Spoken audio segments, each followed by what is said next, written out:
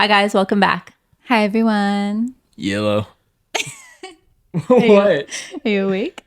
Yeah, Sounds like you just woke up. I'm not going to comment on that. This is what happens when we listen to Poco. I Before we know. record, we actually sound like them. I know. And plus, it's not after work. It's a day off, and it's like Too much freedom. woohoo. Anyways, welcome, guys, to our first book study on Life is Messy by Matthew Kelly. We have the book here for our video viewers. Life is Messy is available on Amazon or the Dynamic Catholic website if you want to check it out. But today we are going to be starting part 1. So we're going to be focusing on pages 3 to about 40, which is about the first 13 sections of the book. It doesn't really separate it into chapters because as he explains, it's a lot of his journals. And that spoke to me right off the bat when he started talking about that, because I was a very big journaler, especially in my grief and when the book came out. And I also did a lot of writing, and my writing was always just my journal. I remember there was a time where I thought it had to be perfect, but it was no, this is my voice. This is my journal. It's just a reflection of it. It doesn't have to be this systematic book. So that's something that I loved just right off the bat. Yeah, it gives a freedom, and you don't have to. That's why I think it's good for the podcast also, because you really actually don't have to even read it in order. You can look at the sections and be like, wow, that one stands out to me. And you can actually read that section because that's the one that is kind of touching you today. And you don't need to have read before to understand what comes next, because he just kind of took his random journal entries and made them into a book. I want to say it says on the back that it isn't a color within the lines exercise. Life isn't. And I feel like that also can resonate with the book, because you really just have to look at the, little things in the table of contents and then go to them and read them, and you can understand anything. It doesn't have to go in a chronological order. Yeah, definitely. That's one of the beginning parts that really, I guess I should bring my book up here. That's really one of the beginning parts that was it's just he hooks you immediately, these one-liners that he just gives, and you're yes, yes. When he says life isn't a color within the line exercise. I also love when he said sometimes it is beautifully rational, and at other times it lacks all logic. And I think that's what we speak of so often on this podcast, living in the joy and the suffering at the same time, the both and. It's something what we really stand for.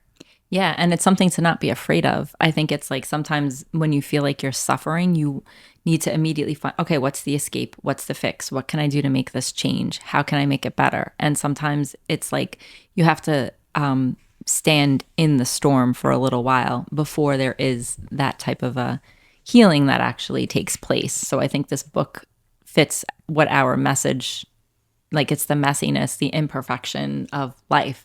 I feel like it fits our podcast. So I think it's fitting that it's our first ever, book study. Yeah. Yeah. And he poses the question, are you ready to make peace with the mess? It's accepting the perfectly imperfect, and just putting on your seatbelt and going for a ride, and enjoying the whole journey of it, ups, downs, highs, lows, joys, sufferings, and everything in between. Accepting it and making peace with it, and enjoying it. I think in one of our episodes we did say enjoy the ride, not just the end. I love the thought of, well, I mean, I don't love the thought of doing it, but I love the saying. It's almost like you can't just outrun your problems. You got to run through them. You got to face it head on. And I think someone at the prayer meeting actually said something about I think it was a buffalo or something like that. When they see a storm, they instead go through it instead of just running away. I don't know. I think really that's love Matt. that. I feel like that's something that Matt had said. Shout out to Matt and Yeah. Tanya. Hope you guys are doing well. Yeah. Yeah. Yeah, no, it's true. And I think the cool part about it is when you make peace with the mess, it's almost as though if you can make peace with the mess that life can be, then that peace will eradicate fear. Mm-hmm. And I think fear is the underlying thief of all peace. That's so I think it's it almost gets rid of it. Yeah, because I think when we have that fear, we just tend to try and control, and we can't control what's not really fully controllable, which is life. Yeah, life is messy. So for me, the first part that I was going to share on is on pages 4 and 5. And it is the section, it's right at the beginning. It's called The Human Dilemma. And I'll just read a little bit of it. And it's basically what we were just saying. Like, you don't have to have it all together. Nobody has it all together. Acceptance is the only way to make peace with the mess. The acceptance will lead you to a profound acceptance of life, others, and self. It isn't surrender or defeat. It isn't conceding that there is nothing we can do about the mess. It's just a penetrating awareness that the meaning of life isn't to solve the mess. That's not the goal. The radical acceptance of self, others, and life may be the beginning of wisdom. I'm not sure we can ever truly appreciate anyone or anything until we have made peace with the mess. Are you ready to make peace with the mess? Life is messy, but we figure things out. We laugh, we cry, we grow, and we move on to new beginnings, second chances, and amazing possibilities. And that stood out to me so much because I think sometimes it's so hard to make peace with the mess. It's so hard to acknowledge something is out of my control and I can't fix it. One of the thoughts that came to me when I was reflecting on that was when my kids were little, every year when school was starting, I always needed to figure out the babysitting. I always needed to figure out, okay, who's going to be the babysitter this year? And, once school starts, I need to make sure I have every person in line who needs to be there. I need to make sure that the right person for the right time is going to be there. And I always also wanted to make sure that everything was perfect. All the backpacks are ready. All the lunches are packed. Everything is set up and perfectly lined up. And sometimes I didn't realize the stress that would put on me, this huge responsibility, because at the end of the day, you don't have control over any of that. And it was every single year somebody new stepped into my kids' lives. And it was such a blessing to have that. First of all, the relationships that were built in those times. And the people would come out of nowhere. I got used to it and started to accept the mess and be okay, who's God going to send this year? And one that's standing out to me in particular was, I think I was at Michael and Charlie's communion, my niece and nephew's communion party. And I still didn't have a babysitter for the next school year. And I was just thinking who is it going to be? Who's it going to be?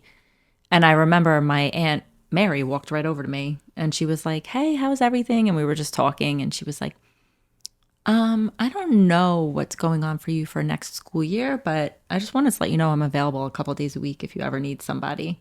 And I was like, wow, thank you. And then that led to her daughter, Lauren, helping out for several years. And, my niece, Alicia, and my niece, Teresa's boyfriend at the time, Max. It was all of these different, my parents, Denise, everybody, Katie. It was just such a blessing to find that peace. But it was I had to let go of my control and just allow it, Yeah, I think that's one thing that I've learned about God is that when we feel like we have this giant loss or there's nobody, or someone goes away or someone passes away or whatever it is, it's he rises up other people. And I love that it's usually a lot of times when the people we least expect, you probably never expected your aunt to walk over to you and say that. But at that moment, it's the perfect person at the perfect time and then leads to something so much more. It's just his way of showing you that he is the God of more. Mm-hmm. I feel it's almost like the God of providence. It's the God of providence and the God of more. And I feel of course you said that we had babysitters every school year, a new babysitter every school year. And I feel that is a little bit of a struggle having to find one. I'm sure of it. I don't have a kid yet, thank goodness. But it's probably a little bit stressful to even just find one. And the fear that you might not find one in time. And I feel just letting it go and letting God work is what gets you there, what gets you into his plan. And once you finally give over the box that you've been holding on to, it is that you're just a lot calmer. You have that peace that passes all understanding. So it's almost like just let him work. So Marissa, which part did you pick? So when this book came out, I had been gonna switch gears from Joyful Babysitters, but when this book came out, I had maybe only been about a year a widow, not even. And so, you know, at a time when maybe I felt like a little alone in the hardship, this book comes out and it's Life is Messy. And I'm like, well, that's a title for me. And it's also really cool that we're doing it because my family and I donated about 120 of this copies of this book to my church at the time as a Christmas gift. And like we have it like over there like wrapped up, and there was like a Merry Christmas thing. And so it's really cool how this is coming like full circle around for me. But the part that really like got me then and got me now is on page 21 where will the hurt ever stop?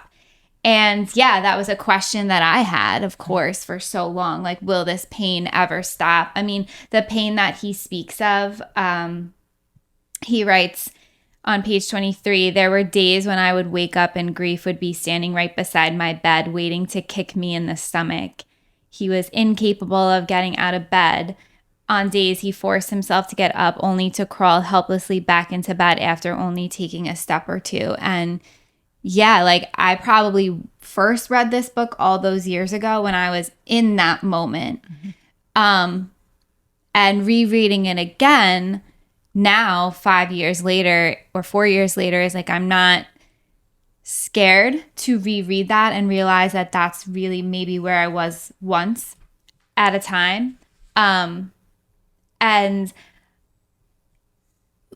when you're struggling that badly, you really do wonder if it's ever going to stop. Like the hardship is so immense that you think it's never going to go away. Like, how could it ever? Like, it's so big. How could it ever go away? And just like James, you said before, like you can't go over it, around it. You have to go through it. You have to face it like a bull does. And the way he just intertwines like how difficult grief is, and then in the hardship how you're feeling so like raw and exposed. Like I just related so much to all those feelings. But how he wraps it up is he says that grief is your friend. And that was something that in therapy that was like always my tool to cope, was like, you have a grief backpack, you have a friend, like just keep it with you, remember it's there, like don't ignore it, but also like don't identify in it. And he also said again towards the end on page 25, like be gentle with yourself and be patient with yourself. And I don't know if when I read it at the time I didn't believe it or I did believe it, but the question that I can answer now is, will the hurt ever stop? And it's like, yes. If you face it, like if you go through it in your own way, in your own time, with the gentleness and the patience with yourself. And yeah, the answer is it will stop, because it has for me. And there are so many people around me that it has for them also. But I can't say it enough. Go through it. I want to say it's like you don't run from grief. It's all right to be in grief. Just don't be grief itself. So it's almost like a giant. When you're fighting a giant, because let's be honest, grief is a giant. When you lose something, it is a giant in your life. It's scary. I know it. I mean, well, I might not know it as well as you do, Marissa, but grief is something to cope, as you said before. It's something to help you move through sadness and depression and not let you sit there. Don't let yourself sit in the grief. Don't let yourself sit in the depression. Don't let yourself sit in the past. Because sitting in the past is almost latching you down. It's making it so that you can't advance any further. And when you're not advancing any further, you're falling backwards. And it's all right to, fall down and get stuck a little bit every now and again, but just don't stay there too long. So I don't know. That's just what I got from that.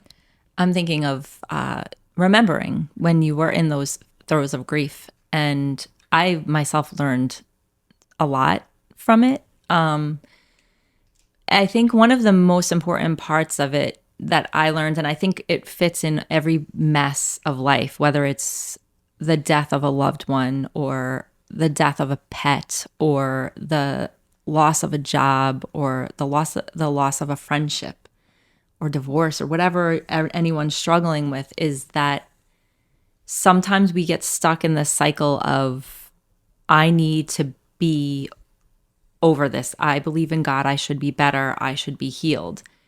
Or we get into the mode of, I'm never going to get healed again. And I think it's the acknowledgement of the truth of how you feel in that messy moment, like the raging at God, the questioning to God, while at the same time having a good therapist to talk to who's going to walk you through those stages and sometimes say things you don't want to hear.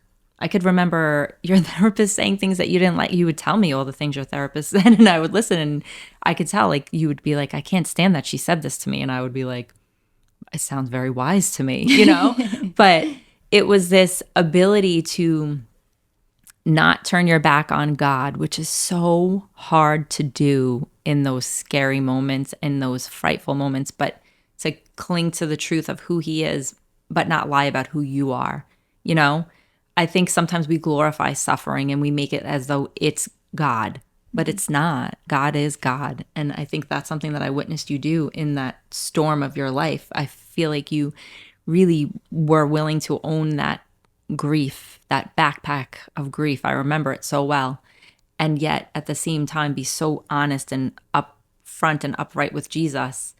And then I watched you watch the Passion of the Christ, and I watched you almost link arms with him in that walk and come out of it like completely different. And it taught me how to handle my own grief, in my own losses that had come years later.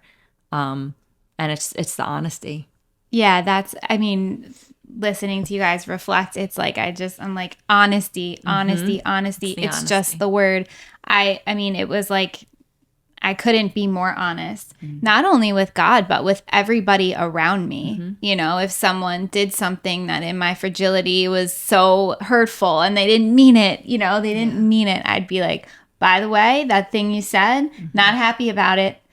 You really hurt me, And if I couldn't say it to their face, it was in my phone. I remember I would have a list of things in my phone that I was like mad at people about, It was just the honesty, or just honesty to you or my therapist or whoever. It's like I was always honest, as best as I could. And I think the point also is, it makes me think of how much we talk about, or how much the Bible talks about widows. And oh my God, they would say that word at church and I'd be like, off. It was always a widow at church. I was like gone. I'd be like, Janine, they talked about widows again at church. And she'd be like, oh no. And I'd be like, how dare they?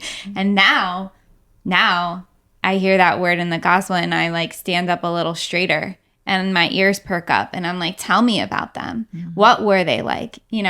And just because so many people maybe around me are not widows or are, I don't know. The thing that is getting me every time is not their title, not their loss, not what their loss was, but what they offered up. And this week, the gospel was about when the widow offered up the 2 pennies or whatever. The little offering that she had was so much bigger than what other people were offering up. And what I just want to say is that it's not about the money. It's actually about what you can offer up from your heart. So if all you have in your heart is pain and you offer that up, in whatever way, shape, and form. Maybe it's the tiniest little crumb. Maybe it's just sitting there and, staring and being angry. I don't know what it is, but whatever you have, if you offer it, he will transform it and he will change your life. Maybe not at that second, but that you don't even see it at that second, but just watch it happen if you just go through it. I want to say, like, it's the praying without ceasing almost. That's what I almost get from that. It's the everything, the sadness, the grief, the hate. When you offer it all up to God, also offer up the good too. Recognize that these are things to work through, that these are all, temporary. They're all temporary, but love is forever. Love is what passes through all of time. And I feel like even through the suffering, there was one thing on Jesus's mind, and that was love. That was love for us. And it was still on his mind when he rose again. Wow. So. And I think also, no matter how you're offering, no matter how big or small it is, like your offering doesn't matter more because you lost somebody. It doesn't matter less because you don't have that same struggle. Do you know how many people I've had say to me, I don't have a right to be sad. It's not like I lost a husband or a father, or, my dog didn't die, or whatever it is and I'm like, okay, but so does that make your situation less? You matter too. I don't care if you broke a nail, whatever, like whatever your wounding is, wherever your heart needs to be healed matters. It doesn't have to be big. You matter in every circumstance. And I think that's really important too, because we compare and we think, oh, well, my problems don't matter, because really, if you compare it to this person, no, your problems do matter, because everything about you matters to God. That's who he is. Yeah, and I just want to say one thing before we move on to James's section. We're like the same mind in this episode. It does matter. It absolutely matters. And at one time, it didn't matter to me. And I did say, you don't have a right to say that, because you don't compare this loss to mine. It's not mine. It's different. Mine is bigger. Mine is more. Mine is more. And then finally, it was just like understanding that, yeah, even if it's like a loss of a job, that's a big deal. But like you said, like a loss of a nail, every loss does matter. Yeah. And it matters the way, what matters is how your heart feels from it. Yeah. The loss of a friendship. Absolutely. Those things really hurt. Change, any sort of change feels like loss. Going into my part, it's 25 to 26, pages 25 and 26. But it's about feelings, and so coincidentally, I feel like it connects a lot to the topic of today. Yeah. And I feel like the topic of today is almost like persevering with honesty, love, and truth, and hope. So I feel like it's in the feelings part, he talks about, the emotions coming to you and how not to reject them, but to accept them, because they are going to show you something that you need to know. And I love that. I love the thought of, in a book that I was reading in class, actually, it's Tuesdays with Maury. And it talks about, at one part, detaching from emotions. And at first I'm like, oh gosh, this is going to be probably like, going into emptiness or something. But no, what it actually was, it was Maury talking about how when you experience emotions, don't bottle them and put them away. Let them penetrate you. So it's almost like how we penetrate the storm. Let the emotions penetrate you. So let them teach you something. Let them show you why you're grieving. Let them show you that the grief can come from love, and how, the anger comes from this, and that will prove to you how to get through them. Emotions aren't something to go around or to bottle up and throw away or just to ignore.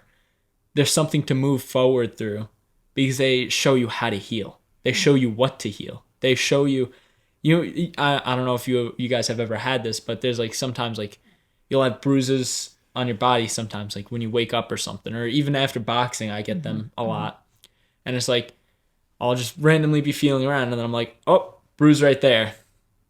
Hope that heals. And it's almost like when you look around and when you experience and explore the pain, it shows you what needs to be healed.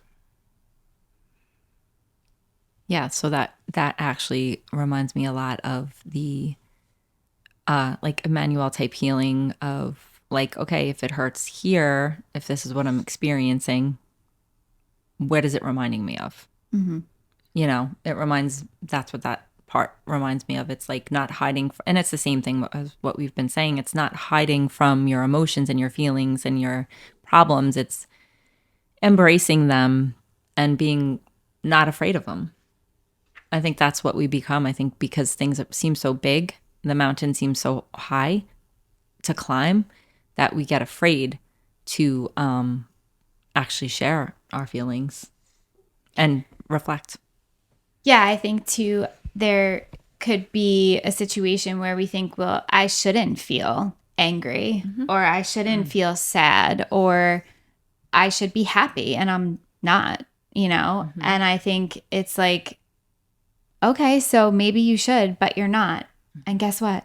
That's okay. Yeah. And if you accept that and just try and fake it and just be honest, like, yeah, I know this is a beautiful day or an opportunity, but I don't feel like that in my heart right now. For the moment, for the week, whatever it may be. And I just think it's like acceptance and honesty is really the theme of this all, really, like accepting this life as it is, very messy. Yeah. And allowing yourself to be in the mess. Yes. I want to add on to that. At the end, it talks about how emotions don't leave unless you attend to them. And I feel like it's almost like, to put that into perspective, it's almost like, I don't know if any viewers have been waiters or waitresses, but it's almost like at restaurants, you know, you have this one person there who's waiting to get, you know, their orders taken or whatever.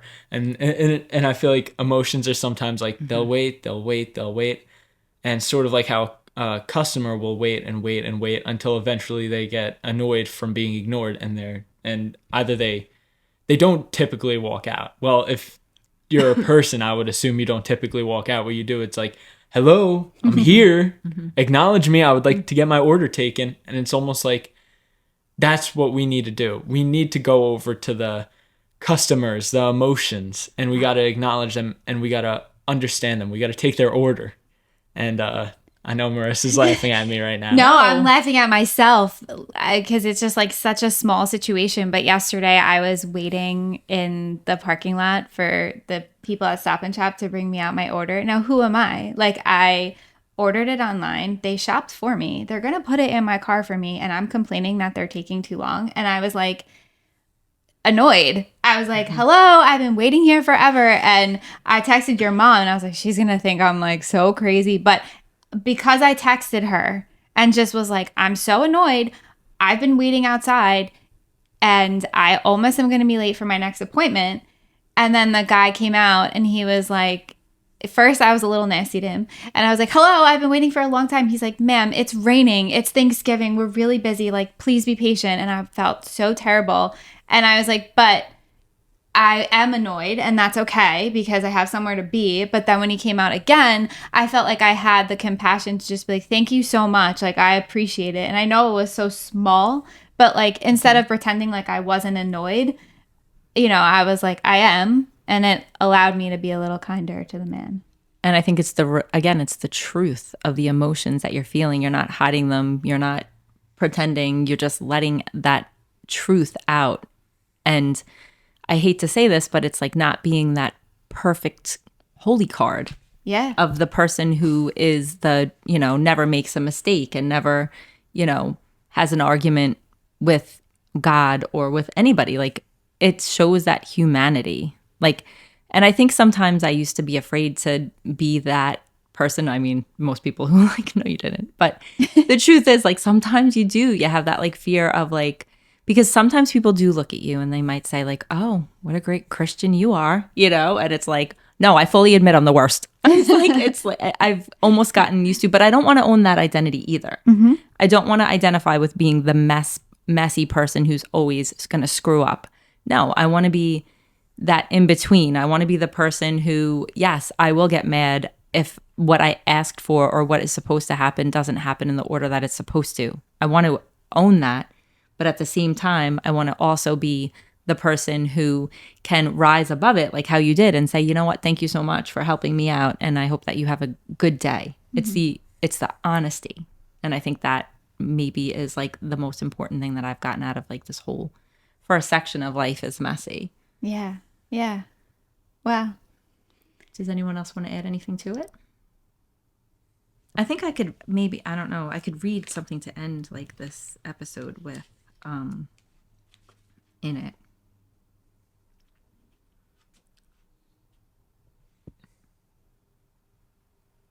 Yeah. And this is just like hope. It's just speaking on hope.